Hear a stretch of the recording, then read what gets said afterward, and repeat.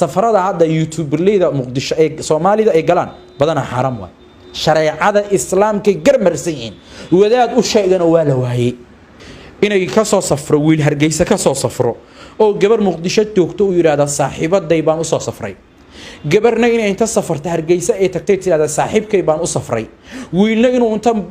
Kenya ka safro oo diyaarad VAB u raaco oo yiraahdo Uganda ayaan u safray heblayaan rabaa inaan kidis kaga dhigo laba filaan shariicadu ma ogola waxaan rabaa inaan hoos ugu soo degno shakhsiyada carab dhawday oo hadalladooda soo qaadatay magacyadooda adigoo oo dhowr waxyaabood ku tilmaamaya waxa ugu horeeyo nin dhalinyaro ah oo baahiyaha gaarka ah qaba laakiin social media ku nool wax badan social media ku soo jiray maxaa ku xulotay inaad shakhsiyaad magacoodid ninka walaalkeeya magaciisa ma ogolin inaan qaato aniga waa la xiriir shacabka Soomaaliyeed waxaan u cadeynay maadaama TV weyn uu yahay cidda aan baraha bulshada geeyo waa cid soo banaan baxday baraha bulshadana waxaan u galay waxaan rabaa inaan Janiska ay siiso ka faa'iideysto laba qodob anigu marka baraha bulshada waxaan u galay bulshada muslimka ah ee ambadka ee Ilaahay ka ambatay inaan dhiso oo aan wacyi geliyo ruuxii dhaqanka Soomaali gaarka u ah oo aad garanayso gabdhaheena waxa lagu yiqiin xishoodka 2000 markaan anigu xamar u soo xireysanay 2000 gabadha markay luuq nooga hor timaado dirbiga intii isku dhijiso ay garba madaxa marada gashato ay iyadoo is aruurinayso ay gudbi jirtay qof kasto muslima ay ga marqaatiya maantana waa lagu dardari adeer xaka wada haday ku tiraan waxay ku leedahay war gabar baa ku dardartay ma alxamdulillah ilaah hada nasiib leh soo ma jeedin meeshan mareen marka walaalka waa la xiriiray uu ibalamiye talaado ibalamiye waxaan ku uri adiga laga rabaa hadii la helayo dhaqanka Soomaalida lagu yaqaan aan soo gaarnay wadaadada in wax la taraan uga jirnay xoolaha loo aruuriyo la yiraahdo wadaadka xoolo gooniyaha loo sameeyo muraday maanta la yiraahdo wadaadka hal ama bixiyo waxaan ku uri maqaayada doorashada maqaayada adiga iskale maqaayada ku dhow cuntadeeda aad danayso qarashkan aniga qabo iska fiir walaalkiyo wuu iga aqbalay talaado ibalamiye laakiin laba qof hadaa ka dhaxgal markay ay balamayaan sida dhaqanka Soomaalida ah maqaaxida lagu balamayo waa la magacaabi karaa laakiin qarashka cidii aragsan aan ku balanay qarashka bixinaysi lagama wada hadla sababta in qarashka aad sheegtid aad ka bixinaysid maxaa kalifa mayo waxaan sababaya ninku maadaama uu nin caana yahay inuu isdhihin wadaadku waxbuu ka rabaa baahiya jirta marka qofku mugtay marka uu isleeyahay marka adduunyada ay ka ag dhowdahay qof uu kula soo xiriiro waxaad is leedahay muxuu kala hadli doonyaa waxa kugu dhalanaya walwal ma baahi asaga gaar uu kala hadli rabiyaa xayisiisu kala hadli rabiyaa way fahamtaa Soomaaliyeed intaas iyuna u fahmin aynu ugu dhalan baan waxaan ku uri qarashka aniga qaba markaas waa intaadan masaajidka ka hadlay talaado uu balamiyay uu ii gooyay qalbihii talaadada casirkii uu soo waxay fariimii waan hayaan wali waan hayaa waxaan ku uri qofkan anigu hal mar ka badan ma wici karo maxaa nin waayeela oo muslima oo badeeca qaaliya mas'uulka aan ahay qofka hal mar ka badan anigu ma waco arbacu balamiyay waxaan ku uri masjidka hotel wehliyo ku soo duko si waqtiga aan uga faa'iideysano uu ii jaray waxay uu iga qabo waayay arbacay ahayd khamiistii hadala waxay uu iga qabo waayay dib u muuqin maalinkii jumcaha oo fariin ii soo diray uu leeyahay hadaan biri isu weyno munaafiq baan ahay waan is arkayna waa sabdi way la socotaa sabdi aan is aragnay markaan sabdi aan balanay iimaan anagu marka safaraan aaday oo xaga dacwada galkacayaan tagay garowaan tagay qardaan tagay waaciyaan tagay carmaan tagay ceeldaahiraan gaaray boosaasaan gaaray 9 maalmood buu igu qaatay safarka waxaan ku soo laabtay muqdisho maalmo ayaan joogay waxaan aaday Kismaayo muqdishoan ku soo laabtay asagoo Blue Star hor fadho dukaan la yiraahdo macruuf oo la yaqaan oo midnimo ku dhagan geetalaal hortii ayaan dul istaagay waxaan iri walaalkii laxjiclida ay ka haysay ay rabo inuu ku khayr miira baanahay wadaadkii aad la balantaanahay wuxuu waan ku garanaya laakiin hadaa damiir leedahay inaan kula hadlo ma rabo iga korto anigu leeyahay hadal sax ma ahan marka walaalkii marka kadib waxa dhacday inuu safar la aado qof ajnabi ka ah oo muqdisho ka safro Nairobi uu la aado mana banaana aanimadu marka haday maanta naqatay in Hargeysa la iskala soo safro oo wiil Soomaaliyeed oo muslimo aniga adiga camalo muslima daayan ku sheegay dadka muslimiinta ka aaminsanahay inay ka soo safro wiil Hargeysa ka soo safro oo gabar Muqdisho joogto uu yiraahdo saaxiibaday baan u soo safray gabarna inay inta safarta Hargeysa ay tagtay tirada saaxiibkay baan u safray wiilna inuu inta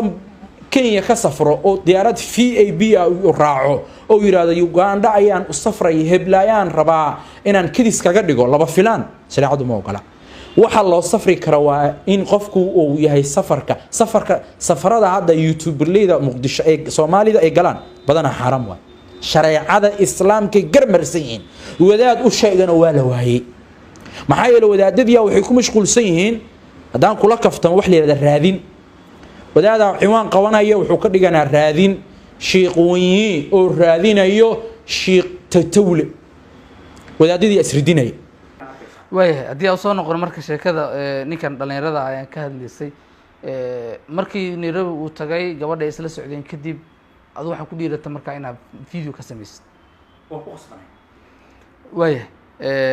marka soo lama oran karo waxa muuqaalka ninkaas ugu soo duubtay ee dhalinyarada ah ee masjid dhexdiisa kala hadashay adigoo kumanaan kala heli kara balankii uu san kula galin ila kulankaagii uu diiday darteed inaad u sameysay soo maya waxa cadeeyay taa waxa uu u fasira kara saxaafadda Soomaaliya iyo dadka baadiyeeya laakiin qofka muslimka dacwadiisa waa laba shay nabigu ugu horeeyay oo Ilaahay ardada u soo diray Nuux uu ahaa Nuux 950 sano uu qeylinay culimadii waxna bartay markay ay noo fasirayeen suurada Nuux in ducadiisa alla aqbalo waxay dhahaan كو أسقو النبي أنبياء ومعصومين وحدهم يملها ومعصوم قفك رسولك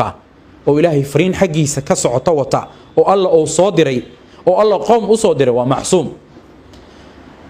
نوح مركو هلا وحوري ثم إني دعوتهم جهارا إله وحوري قوم كيجا كربا ويري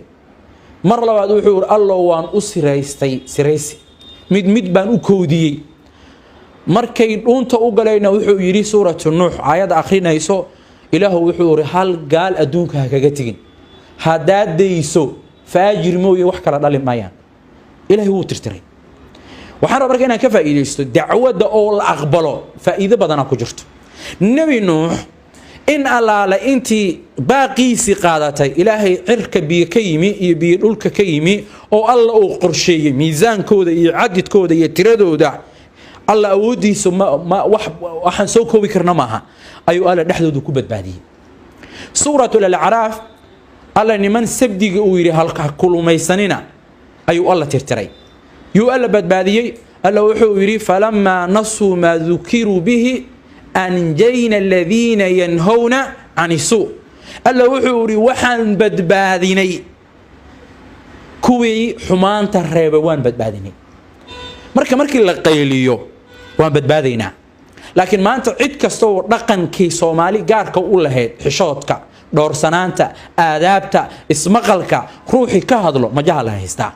maanta wax kale iska daayay haweenka majaha naga haysto oo fariin noo soo diray soo ma jeedid waxaan ku talinayna waxay yihiin walaashay xisho waxaan rabaa markaa inaan ka faa'iideysto masjidka in wax laga magacaabo nabigan kaga dayanayna sallallahu alayhi wasallam gabadha muslimada anti alayya ka dhahri ummi ninka markuu gabadha muslimada ninkeeda uu dihaaro masjidka iimaanaysa suuratul mujadala gabadhii ku soo degtay nabiga uu timid sallallahu alayhi wasallam oo ninkeeda ka ishtikoonayso gabar aqli badan ah nabi allah waxay tirwaan gabooway ninkeygina warkaas baan kala kulmay meelan maanta ka tagana ma joogiyo meeshan ku dhimaayaan jooga nabi allah xal ii raadi wuxuu waxba kuma hay هذا الكئيب يا النبي محمد صلى الله عليه وسلم دحمري بقال له وحوري قد سمع الله قول التي إلهي مقل كي سفير أودي سمائك يا مركاسة قال له وحو كسو دجي قبدي باهدي دي فتحرير رقبة من قبل أن يتماسى فمن لم يجد فصيام شهرين متتابعين فإدعام 60 مسكينا الله جل وعلا أيا وحو سودجيي حلكي باهيدي لوغو هلاي إلهي بعد دبولي النبي صلى الله عليه وسلم داوع مسجد كالكيني وزارة عافماتك مسجد كإهد وزارة قاشانية مسجد كإهد وزارة مالية أو دقالها لغو أرورين غزوات كي النبي صلى الله عليه وسلم أو قال مسجد كإهد ما عند مسجد كي ما عند أو فوق بحي السوشيال ميديا حق لصاري مسجد كي مركا وحو نقضي قيمه سيها صدعي تدكي فهمي واي مركا النبي صلى الله عليه وسلم وحان هينا إنه أنت منبرك استعجي مسجد كحديث وكيري هبل على سودلو وحان هينا إنه يري هبل على سوقه أي صحابة مركا أي دقاقين أي نبر كحجين والنبي صلى الله عليه وسلم قاليا عذابك الله يا حق الله هبل هذا لك ولا تندلو النبي صلى الله عليه وسلم مسجد كحديث إيه شق إيه سو جدي دقالكي غزوة تبوك عثمان بن عفان بابحي وحيكو بحي نبي وحوري جيش كان يا مال قلينا يا أو فله الجنة الله أو جنة سيا عثمان ما وحوري نبي الله جيش كان أنيقا مال قلينا يا عيدا كان أضربت إن لا قلبيو أي أضرب إن لا الدراء أضربته قلب كودي الثانية دودي إيو وحي أبهنين أنا بحنيو نبي صلى الله عليه وسلم مركو مدينة تجي انتاس أو عيل باكوتي لي هل عيل حرارة هاي بل أفير صعود سيد لو ابتلي ني يهودي الله نبي حور عيلك يا نو يبينيا أو إلهي جنسيا عثمان بايرانا يبينيا مسجد كونه وقف عليه صلى الله عليه وسلم وفود النبي صلى الله عليه وسلم مساجد كوكو قابلاي وفودي أودري علي إيشاق معاد أو يمن إيه قبائل بدن أودري مسجد كوكو ديري النبي صلوات ربي وسلامه عليه إذا مركا مسجدك وماشى أمد اللوجا جرجارو شركة هرمود تيليكوم waxay macaamiisheeda u samaysay qiimo